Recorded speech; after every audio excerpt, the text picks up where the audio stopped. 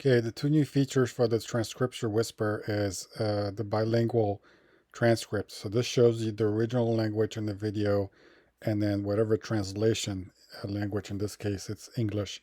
So the original is Polish and the translation is English. So here's that.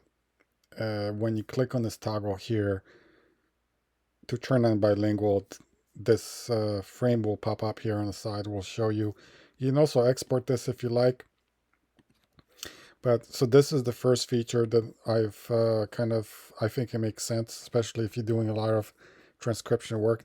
The second feature is this one. So you can actually take an SRT file, which is just the text file. A lot of people don't know this, but an SRT file is just a text file.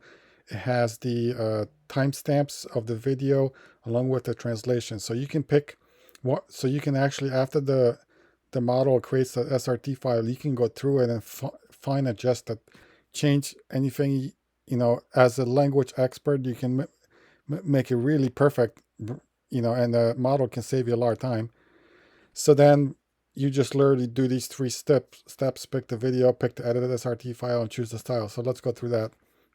I'm going to pick the video, pick the SRT file, and then we're going to pick a font of some kind. Let's just go with this. I'm going to pick, let's just go with that. Let's go with, I don't know, this color. Shows you how it looks like, and then you can click on burn. Because the SRT file, the SRT file already exists, you're going straight to burning, which is saves you a whole bunch of time. There's no need to run a model. There's no need to load a model into the memory or process or any of that stuff, because you know the files already exist.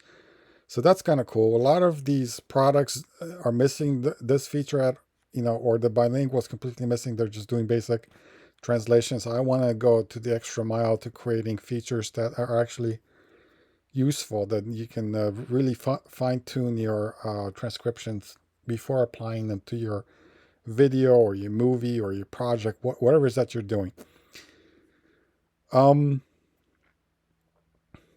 So it's running at 4.47x the original speed, 107 FPS or abouts there, which is pretty good. This is the MacBook Air M1, which was the first release of their new Apple Silicon.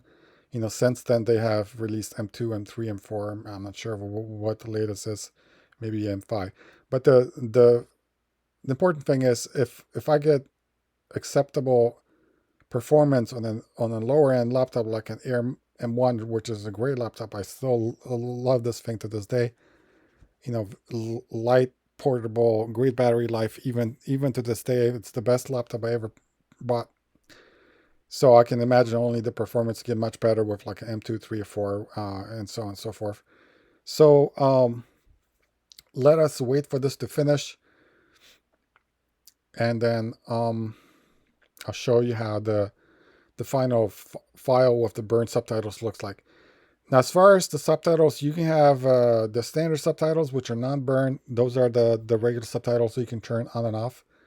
Any video file or movie you ever see, you have the ability to turn the subtitles on or off.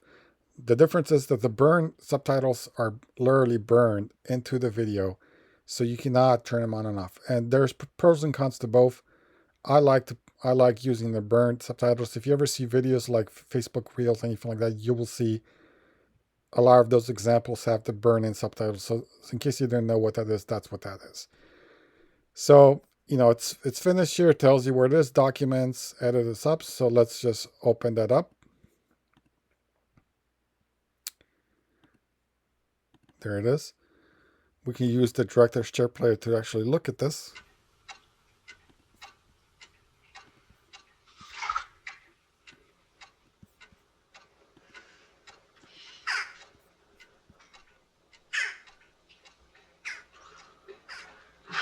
Przepraszam cię, że nie pisałem do ciebie ze Stanów. No do nikogo nie pisałem. Wiesz, jak jestem spisany. So there's that. A jak You like ty it? właściwie Cheers. znalazłeś?